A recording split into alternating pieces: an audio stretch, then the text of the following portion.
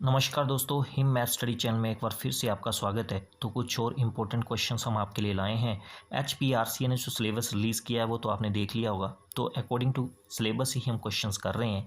आज का जो हमारा टॉपिक रहेगा वो ज्योमेट्री रहेगा। तो ज्योमेट्री से हम कुछ इंपॉर्टेंट क्वेश्चंस करेंगे। होप है आपके आने वाले एग्जाम में जरूर यहाँ से आपको हेल्प मिलेगी। स्टार्ट करते हैं क्वेश्चन नंबर फर्स्ट से। लाइन्स एंड एंगल्स का ये क्वेश्चन है।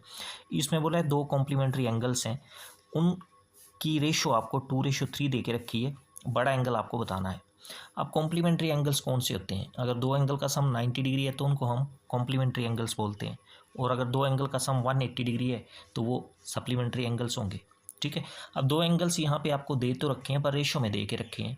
छोटा एंगल दो दे के रखा है और बड़े वाला 3 दे के रखा है। तो रेशो में अगर हम सम करें तो 2 और 3 का सम कितना होगा? 5। और एक्चुअल में कम्प्लीमेंट्री एंगल का सम कितना बताया आपको मैंने? 90 डिग्री। तो ये 5 रेशो की वैल्यू ही 90 डिग्री के इक्वल होगी। एक रेशो की वैल्यू यहाँ से निकाल लेंगे हम, कितनी आ जाएगी? 90 डिग्री अपॉन 5 मतलब 18 डिग्री। तो एक रेशो की वैल्यू 18 डिग्री। आपको बड़े वाला एंगल निकालना है, तो बड़े वाले एंगल की रेशो कितनी है? 3। तो 3 रेशो की वैल्यू आपको पूछी हुई है। तो एक रेशो की वैल्यू अगर 18 डिग्री है तो 3 रेशो की वैल्यू 18 गुना 3 54 डिग्री। तो बड़े वाला एंगल कितना आ जाएगा? 54 डिग्री। छोटे वाले एंगल पूछा होता तो छोटे वाले एंगल की रेशो 2 है, तो छोटे वाला एंगल 18 गुना 2 36 डिग्री आ जाना था। अब 54 प्लस 36 90 बनता है ना। ठीक है। तो यहाँ पे जो आपका ऑप्शन बनेगा, ऑप्शन बी जो है वो सही हो जाएगा। ठीक है। नेक्स्ट क्वेश्चन देखते हैं। इस क्वेश्चन में बोला एक ट्राइंगल है ABC। इसमें एंगल ए आपको 70 डिग्री दे के रखा है, एंगल बी 50 डिग्री दे के रखा है। आपको बोला क्या है? Then the external angle at vertex C. तो वर्टेक्स सी पे जो एक्सटर्नल एंगल होगा वो कितने डिग्री का होगा, ये आपको बताना है। तो इस क्वेश्चन में हम ड्राइंग पहले बना लेते हैं। तो मान लो ये हमारे पास ट्राइंगल आ गई एक ABC, AB और C। एंगल ए यहाँ पे आपको दे के रखा है कितना? 70 डिग्री। ठीक है। एंगल बी दे के रखा है 50 डिग्री। ठीक। तो एंगल सी कितने डिग्री का होगा? इंटरनल एंगल सी कितने डिग्री का होगा? क्योंकि तीनों एंगल का सम जो है वो 180 डिग्री होता है। तो दो एंगल का सम 70 प्लस 50 120 तो बन ही गया। तो इसका मतलब ये जो सी एंगल होगा ये 60 डिग्री का होगा। इंटरनल एंगल की बात कर रहा हूँ। आपको वर्टेक्स सी पे जो ये एक्सटर्नल एंगल बन रहा है ना, ये वाला, इस एंगल की बात कर रहा है, ये एंगल आपसे पूछा हुआ है। तो वैसे भी यहाँ दो कॉन्सेप्ट लग सकते हैं। देखो, जैसे मैंने AX जो है, क्योंकि मैंने C से लाइन को थोड़ा सा एक्सटेंड किया, तो AX एक लाइन है और एक लाइन के ऊपर जो भी एंगल बनते हैं उनका सम जो है वो 180 डिग्री होता है। तो लाइन AX जो है इस पे एक एंगल तो बन रहा है 60 डिग्री। तो दूसरा ये एंगल C जो एक्सटर्नल एंगल है ये कितने डिग्री का होगा? क्योंकि मैंने बोला एक लाइन के ऊपर अगर दो एंगल बन रहे हैं तो दोनों का सम 180 डिग्री होगा। तो एक एंगल अगर 60 डिग्री है तो दूसरा 120 डिग्री होगा। तो इसका मतलब ये जो एक्सटर्नल एंगल वर्टेक्स सी पे बन रहा है ये 120 डिग्री होगा। ऑप्शन ए आपका सही हो जाएगा। और वैसे दूसरा कॉन्सेप्ट भी यहाँ पे लग सकता है। कौन सा?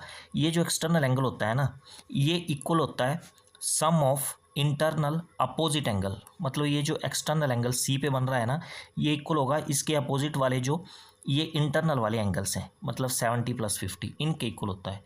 तो तब भी 120 डिग्री ही बनना था। ठीक है, समझ आ गया आपको। नेक्स्ट क्वेश्चन देखते हैं।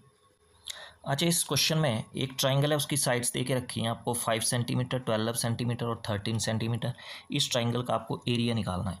अच्छा, ये जो साइड्स दे रखी है ना आपको ट्राइंगल की, ये राइट एंगल ट्राइंगल की साइड्स हैं। हमें कैसे पता चला कि ये राइट एंगल ट्राइंगल की साइड्स हैं? देखो, कैसे पता लगाते हैं कि अगर साइड्स आपको दे के रखी हैं तो वो राइट एंगल ट्राइंगल की साइड्स हैं। तो पता कैसे लगाते हैं? बड़ी साइड का स्क्वायर कर दो आप। तो बड़ी साइड कौन सी है? 13 सेंटीमीटर। तो बड़ी साइड का स्क्वायर अगर छोटी साइड के स्क्वायर के सम के इक्वल है, मतलब 12 का स्क्वायर प्लस 5 का स्क्वायर, अगर ये इक्वल है left hand side right hand side, तो इसका मतलब साइड्स जो हैं वो राइट एंगल ट्राइंगल की साइड्स होंगी। देखो, 13 का स्क्वायर 169 होता है। ठीक है। 12 का स्क्वायर 144 और 5 का स्क्वायर 25। ठीक है। तो 169 इक्वल टू 169। तो इसका मतलब साइड्स किसकी साइड्स हैं? ये राइट एंगल ट्राइंगल की साइड्स हैं। इसको भी हम फिगर के थ्रू समझते हैं। तो राइट एंगल ट्राइंगल ये बना ली हमने, AB और ये वर्टेक्स C ले लिया। अब ये एंगल 90 आ गया और ये कोई दूसरा एंगल आ गया थीटा। ठीक है। तो आपको पता है राइट एंगल ट्राइंगल में जिस लाइन पे दो एंगल बनते हैं वो बेस होती है। तो ये AC साइड जो है ये बेस होगी और जिस लाइन पे 90 डिग्री का एंगल बन रहा है ये परपेंडिकुलर, ठीक है, और ये BC जो है वो क्या होगी, हाइपोटेन्यूज, ठीक है। तो राइट एंगल ट्राइंगल में हाइपोटेन्यूज जो है वो सबसे बड़ी साइड होती है, ये भी आपको पता होना चाहिए। तो इस क्वेश्चन में सबसे बड़ी साइड कौन सी है, 13, तो ये 13 सेंटीमीटर BC साइड आ जाएगी। और AC साइड ले ली हमने 12 सेंटीमीटर, ठीक है, और AB साइड बची तो ये 5 सेंटीमीटर होगी, ठीक है। यही साइड्स दे रखी है ना आपको। अच्छा, राइट एंगल ट्राइंगल का एरिया अगर हमें निकालना है, area of right angle triangle, तो फॉर्मूला क्या होता है, 1/2 बेस इंटू, तो बेस मैंने आपको बताया कौन सी लाइन है, AC, और AC कितनी है 12, इंटू हाइट, हाइट मतलब परपेंडिकुलर क्या है 5 सेंटीमीटर, तो ये 2 से 12 कटेगा 6 बार में, और 6 × 5 30 सेंटीमीटर स्क्वायर। तो ये आएगा इस राइट एंगल ट्राइंगल का एरिया। ऑप्शन बी आपका सही हो जाएगा यहाँ से, ठीक हो गया। नेक्स्ट क्वेश्चन देखो, इस क्वेश्चन में बोला है how many tangents can a circle have at a single point on its circumferences. अब मान लो ये एक सर्कल है और ये सर्कल का सर्कमफ्रेंस मैंने ड्रॉ किया, इस सर्कमफ्रेंसिस पे ये पॉइंट ले लिया मैंने, ठीक है, एक पॉइंट ले लिया इस सर्कमफ्रेंस पे मैंने, ठीक है। अब आपको बोला है कि इस पॉइंट से हम कितने टेंजेंट ड्रॉ कर सकते हैं। तो देखो एक पॉइंट से हम केवल एक ही टेंजेंट ड्रॉ कर सकते हैं, ठीक है ना। अगर सर्कल के सर्कमफ्रेंसिस पे हम कोई पॉइंट लेंगे तो उस पॉइंट से हम केवल एक ही टेंजेंट ड्रॉ कर सकते हैं, ठीक है। टेंजेंट क्या होता है, टेंजेंट एक ऐसी लाइन जो सर्कल को बाहर से टच करके निकलती है, उसको हम टेंजेंट बोलते हैं, ठीक है। तो एग्जैक्टली 1 ऑप्शन डी यहाँ पे सही हो जाएगा आपका, पता चल गया। अगला क्वेश्चन देखो, इस क्वेश्चन में आपको बोला है एक रोम्बस है, उसके डायगनल्स आपको दे के रखे हैं 16 सेंटीमीटर एक डायगनल है और 12 सेंटीमीटर दूसरा डायगनल है। आपको रोम्बस की साइड की लेंथ निकालनी है। अच्छा, सबसे पहले आपको रोम्बस की प्रॉपर्टी पता होनी चाहिए, ठीक है। रोम्बस एक ऐसी क्वाड्रिलेटरल होती है जिसकी 4 साइड्स होती हैं और चारों की चारों इक्वल होती हैं। तो ये ABCD हमारे पास एक रोम्बस आ गई। AC जो है इसका एक डायगोनल आ गया और BD जो है इसका दूसरा डायगोनल आ गया। दूसरी प्रॉपर्टी क्या है इसकी, इसके जो डायगोनल हैं वो एक दूसरे को बाइसेक्ट करते हैं। बाइसेक्ट मतलब 2 इक्वल पार्ट में डिवाइड करते हैं। जैसे यहाँ पे AC डायगोनल है, इसको डायगोनल BD जो है वो 2 इक्वल पार्ट्स में डिवाइड करेगा, और सिमिलरली ये जो BD डायगोनल है ना, इसको AC डायगोनल 2 इक्वल पार्ट्स में डिवाइड करेगा, जिसको बाइसेक्ट करना हम बोलते हैं। और तीसरी प्रॉपर्टी क्या है कि रोम्बस के जो डायगोनल हैं एक दूसरे को 90 डिग्री एंगल पे काटते हैं, मतलब ये हर एक एंगल जो है वो कितने डिग्री का होगा, 90 डिग्री का। तो ये रोम्बस के बारे में आपको तीनों प्रॉपर्टीज़ पता होनी चाहिए, ठीक है। अब आते हैं क्वेश्चन पे। एक डायगोनल जो लंबे वाला डायगोनल है वो आपको 16 सेंटीमीटर दे के रखा है और छोटे वाला 12 सेंटीमीटर। तो AC जो है वो हम 16 सेंटीमीटर मान लेते हैं। तो A से लेके O तक 8 सेंटीमीटर होगा और O से लेके C तक भी 8 सेंटीमीटर होगा, क्योंकि पूरा AC जो है वो 16 सेंटीमीटर है। तो मैंने जैसे आपको बताया कि रोम्बस के डायगोनल्स एक दूसरे को बाइसेक्ट करते हैं, ठीक है। इसी तरह से ये जो छोटा डायगोनल है BD, ये 12 सेंटीमीटर है, तो B से लेके O तक का डिस्टेंस 6 सेंटीमीटर होगा और O से लेके D तक भी 6 सेंटीमीटर होगा, पता चल गया। अब यहाँ पे आपके पास 4 राइट एंगल ट्राइंगल बन रही हैं, इन 4 में से कोई एक राइट एंगल ट्राइंगल ले लो आप, पाइथागोरस थ्योरम लगाओ, आपकी साइड आ जाएगी रोम्बस की, क्योंकि रोम्बस की सारी साइड्स तो इक्वल होती हैं जैसे आपको मैंने बताया। अब हम राइट एंगल ट्राइंगल AOB ले लेते हैं। राइट एंगल ट्राइंगल AOB में ये जो AB है ये हमारे पास क्या होगा, हाइपोटेन्यूज, ठीक है।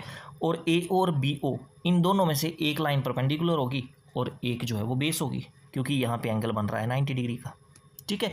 अब पाइथागोरस थ्योरम क्या बोलती है कि हाइपोटेन्यूज का स्क्वायर, हाइपोटेन्यूज कौन सी साइड है, AB, इसका स्क्वायर ये इक्वल होता है परपेंडिकुलर का स्क्वायर। तो परपेंडिकुलर मैंने AO मान लिया प्लस बेस का स्क्वायर, बेस मैंने BO मान लिया, ठीक है। बस यहाँ से आपका आंसर आ जाएगा। AB रोम्बस की साइड है, ये तो हमें निकालनी है, तो लेफ्ट साइड में तो आप AB का स्क्वायर ही रहने दो। AO कितना है 8, तो 8 का स्क्वायर करोगे 64 आ जाएगा, और BO कितना है 6 का स्क्वायर करोगे 36 आ जाएगा। राइट साइड में 64 प्लस 36 कितना आ जाएगा 100। तो ये ए बी का स्क्वायर आपके पास कितना आ गया 100। ठीक है, आपको ए बी की लेंथ निकालनी है, स्क्वायर हटाओगे दूसरी तरफ स्क्वायर रूट लग जाएगा और 100 का स्क्वायर रूट कितना होगा 10। ठीक है, तो रोम्बस की हर एक साइड की लेंथ कितनी आएगी 10 सेंटीमीटर। ऑप्शन ए जो है आपका सही बन जाएगा। पता चल गया। अगला क्वेश्चन देखते हैं। अच्छा, इस क्वेश्चन में बोला है an angle subtended by A diameter at any point on the semi circle is always. तो ये ऑलवेज 90 डिग्री होता है, ये तो फॉर्मूला ही है। यहाँ मैं समझा देता हूँ आपको। मान लो ये ए बी जो है वो आपका एक लाइन है और ये डायमीटर भी है, ये मैंने सेमी सर्कल ड्रॉ कर लिया। तो ए बी यहाँ पे क्या आ गया डायमीटर आ गया इस सेमी सर्कल के लिए। अब ये ए बी डायमीटर जो है ये सेमी सर्कल के किसी भी जगह पे अगर एंगल बनाएगा तो ये हमेशा क्या होगा 90 डिग्री। अब मान लो ये डायमीटर जो है यहाँ पे भी अगर एंगल बना रहा है तो ये एंगल भी कितने डिग्री का होगा 90 डिग्री का। पता चल गया ना आपको। नेक्स्ट क्वेश्चन देखो, इसमें बोला if two parallel lines are intersected by a transversal and one of the interior angles is 75 degree, what is the measure of the consecutive interior angle on the same side. आप देखो मैं figure के through आपको समझा देता हूँ। मान लो आपके पास ये दो पैरेलल लाइन्स हैं, ठीक है, और इनको एक लाइन काट रही है, इसको हम ट्रांसवर्सल बोलते हैं। ठीक है, मान लो ये ना ए बी और सी डी दो पैरेलल लाइन्स है ना, तो एक्स वाई इनको काट रही है, तो ये एक्स वाई क्या होगी ट्रांसवर्सल। अब बोलता है कि अगर ये एंगल जो है 75 डिग्री का है, ये एंगल अगर 75 डिग्री का है तो ये वाला एंगल जो है वो कितने डिग्री का होगा। ठीक है, तो ये भी फॉर्मूला ही है। अगर ट्रांसवर्सल के सेम साइड में इंटरनल एंगल्स जो है उनका सम 180 डिग्री होता है। ठीक है, अगर ये एंगल 75 डिग्री का है तो ये वाला जो एंगल है इंटरनल एंगल ये 105 डिग्री का होगा। तो 105 इस क्वेश्चन का आंसर आ जाएगा। वैसे दूसरा कॉन्सेप्ट इस क्वेश्चन में लगाना हो तो क्या आएगा, मैंने जैसे आपको पहले भी बताया कि सी डी एक लाइन है और एक लाइन के अंदर एक लाइन के ऊपर जितने भी एंगल बन रहे हैं उनका सम जो है वो 180 डिग्री होता है। तो ये एंगल आपका 75 डिग्री आ गया, तो ये वाला एंगल ये भी लाइन सी डी के ऊपर ही बन रहा है ना, तो 75 और ये जो एंगल है इन दोनों का सम कितना होगा 180 डिग्री। ठीक है ना, और ये एंगल और ये एंगल ये अल्टरनेट एंगल है, अल्टरनेट इंटीरियर एंगल है, तो ये इक्वल होते हैं। तो ये अगर 105 है तो ये भी 105 ही होगा। ठीक है, तो ऑप्शन आपका बी इस क्वेश्चन का सही हो जाएगा। पता चल गया। कॉन्सेप्ट की क्लियरिटी होनी चाहिए आपको, क्वेश्चन ईजिली आपके सोल्व हो जाएंगे एग्जाम में। नेक्स्ट क्वेश्चन देखो, यहाँ पे बोला है find the altitude of an equilateral triangle whose side is 6 centimetre. तो एक इक्विलेटरल ट्राइंगल है, उसकी साइड आपको 6 सेंटीमीटर दे के रखी है, हाइट आपको निकालनी है। तो इक्विलेटरल ट्राइंगल में आपको पता है सारी साइड्स क्या होती हैं इक्वल होती हैं। ठीक है, ये भी 6 सेंटीमीटर होगी, ये भी 6 सेंटीमीटर होगी, ये भी 6 सेंटीमीटर होगी। तो इक्विलेटरल ट्राइंगल की हाइट, ये जो लाइन है ये हाइट होगी, ये हाइट की लेंथ आपको पूछी है। तो डायरेक्ट फॉर्मूले से भी इस क्वेश्चन को आप सोल्व कर सकते हो, पाइथागोरस से भी सोल्व कर सकते हो, पर मैं यहाँ फॉर्मूला आपको बता देता हूँ। यहाँ पे हाइट आपको अगर निकालनी है तो फॉर्मूला लगता है √3/2 इंटू साइड। साइड कितनी है 6 सेंटीमीटर। ठीक है, तो 2 से ये 6 कटेगा 3 बार में, तो हाइट आपकी आ जाएगी 3√3 सेंटीमीटर। ठीक है, ऑप्शन ए आपका सही हो जाएगा। वैसे पाइथागोरस लगानी हो आपको तो कैसे लगाओगे, तो ये आपके पास आ गई ABC इक्विलेटरल ट्राइंगल आ गई, और CD जो है वो क्या आ गई इसकी हाइट आ गई। तो ये इक्विलेटरल ट्राइंगल में क्या होता है, ये जो एल्टीट्यूड होता है ना, ये जो CD लाइन है ना, ये क्या करेगी, एक तो ये AB के ऊपर क्या होगी परपेंडिकुलर होगी, और दूसरा ये AB को दो इक्वल पार्ट में डिवाइड करेगी। तो इक्विलेटरल ट्राइंगल में ये आपको कॉन्सेप्ट पता होना चाहिए। तो AB अगर पूरी लाइन 6 सेंटीमीटर है तो A से लेके D तक 3 सेंटीमीटर होगी, और D से लेके B तक भी 3 सेंटीमीटर होगी। यहाँ से पाइथागोरस थ्योरम लगा सकते हो आप। दो आपके पास राइट एंगल ट्राइंगल बन चुकी हैं, ADC और BDC, किसी में भी आप पाइथागोरस लगा दो। तो मैं ADC पे अगर पाइथागोरस लगाऊंगा, AC आपको पता है हाइपोटेन्यूज है, AD बेस ले लो, CD हाइट ले लो। तो पाइथागोरस से क्या होता है हाइपोटेन्यूज का स्क्वायर इक्वल टू परपेंडिकुलर का स्क्वायर प्लस बेस का स्क्वायर। ठीक है, हाइपोटेन्यूज कितना है आपका, AC लाइन है 6 है, तो 6 का स्क्वायर करोगे 36 इक्वल टू परपेंडिकुलर AD ले लो या आप ये ले लो CD ले लो। तो CD तो आपको निकालना है, तो CD का स्क्वायर और बेस कौन सी लाइन हो जाएगी, AD, ठीक है ना, क्योंकि हम राइट एंगल ट्राइंगल ADC की बात कर रहे हैं, तो AD बेस हो जाएगा। तो 3 का स्क्वायर करोगे तो 9 आ जाएगा। ठीक हो गया। अब 9 को आप ले जाओ लेफ्ट साइड में, तो 36 माइनस 9 कितना हो जाएगा, 27। और दूसरी तरफ CD का स्क्वायर, तो आपको CD निकालना है। CD एल्टीट्यूड है ना, हाइट है, तो यही तो निकालनी है। तो स्क्वायर हटाओगे, दूसरी तरफ स्क्वायर रूट लग जाएगा, तो रूट आ जाएगा आपके पास 27। 27 को कैसे लिख सकते हो आप, 9 इंटू 3, ठीक है, या 3 इंटू 3 इंटू 3, ठीक है। तो 3 का पेयर बन जाएगा, 2 का ये बाहर आ जाएगा, और 3√3 सेंटीमीटर। तो पाइथागोरस से भी निकाल सकते हो आप, डायरेक्ट फॉर्मूला भी यूज़ कर सकते हो, दोनों चीज़ें पता होनी चाहिए आपको। नेक्स्ट क्वेश्चन देखो, ये आपके पास पॉलीगन का क्वेश्चन आ गया। अच्छा, पॉलीगन क्या होती है, एक क्लोज शेप होती है हैविंग मोर देन 2 साइड्स, जैसे ट्रायंगल हो गया, क्वाड्रिलेटरल हो गया, पेंटागन, हेक्सागन, हेप्टागन, ठीक है, ये सारी क्या है, पॉलीगन्स हैं। अगर हम रेगुलर पॉलीगन्स की बात करें तो रेगुलर पॉलीगन्स की क्या होगी, जिसका हर एक इंटीरियर एंगल इक्वल होगा और हर एक साइड भी इक्वल होगी, ठीक है, तो वो रेगुलर पॉलीगन आ जाएगी। यहाँ पे रेगुलर हेक्सागन की बात की है, आपको करना क्या है, what is the sum of interior angles, interior angles का सम आपको निकालना है एक रेगुलर हेक्सागन का, ठीक है। तो इंटीरियर एंगल का सम रेगुलर हेक्सागन है, हेक्सागन मतलब 6 साइड्स होंगी, तो फॉर्मूला क्या होता है, n-2 इंटू 180 डिग्री, ठीक है। तो ये फॉर्मूला बन गया आपके पास किसका, sum of interior angles of a regular polygon. यहाँ पे n क्या है, number of sides of a regular polygon. तो यहाँ पे हेक्सागन की बात की है, तो n की जगह 6 आ जाएगा, -2 इंटू 180 डिग्री, ठीक है। तो 6 - 2 4 आ जाएगा, और 4 इंटू 180 720। तो इंटीरियर एंगल्स का सम रेगुलर हेक्सागन का कितना आएगा, 720 डिग्री। ऑप्शन सी आपका सही बन गया। ठीक हो गया। अगला देखो, इस क्वेश्चन में बोला है कि 2 सिमिलर ट्राइंगल्स हैं, उनकी एरिया की रेशो दे रखी है 16:25। तो what is the ratio of their corresponding sides, उनकी कोरस्पॉन्डिंग साइड्स की रेशो आपको निकालनी है, ठीक है। तो यहाँ भी कॉन्सेप्ट क्लियर होना चाहिए, इंपॉर्टेंट क्वेश्चन है ये भी। क्वेश्चन तो सारे ही इंपॉर्टेंट है। देखो इसमें कॉन्सेप्ट क्या लगेगा, अगर मान लो आपके पास 2 ट्राइंगल्स हैं, 2 सिमिलर ट्राइंगल्स बोल देता हूँ मैं, एक आपके पास ट्राइंगल ABC आ गई और दूसरी आपके पास ट्राइंगल PQR आ गई। ये आपके पास 2 सिमिलर ट्राइंगल्स हैं। तो इनकी जो एरिया की रेशो है,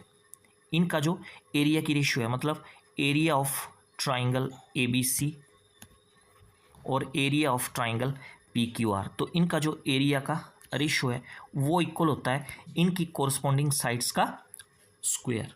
तो कोरस्पॉन्डिंग साइड्स AB जो है, इसके कोरस्पॉन्डिंग साइड्स कौन सी होगी, PQ, ठीक है ना। AB साइड्स के कोरस्पॉन्डिंग साइड्स कौन होगी, PQ। इसी तरह से AC के कोरस्पॉन्डिंग PR होगी और BC के कोरस्पॉन्डिंग साइड QR होगी, ठीक है। तो 2 अगर सिमिलर ट्राइंगल हैं तो उनकी एरिया की रेशो इक्वल होती है ratio of square of their corresponding sides. तो ये चीज़ आपको पता होनी चाहिए। अब एरिया की रेशो आपको दे के रखी है 16:25, मतलब ट्राइंगल ABC का एरिया 16 दे के रखा है रेशो में, और ट्राइंगल PQR का एरिया 25 दे के रखा है रेशो में, ठीक है। तो इसको 16/25 कर दो आप, ठीक है। एरिया ऑफ ट्राइंगल ABC 16 आ गया रेशो में, और ट्राइंगल PQR का रेशियो एरिया 25 आ गया रेशो में, और दूसरी तरफ AB और PQ कोरस्पॉन्डिंग साइड्स का होल स्क्वायर आ जाएगा।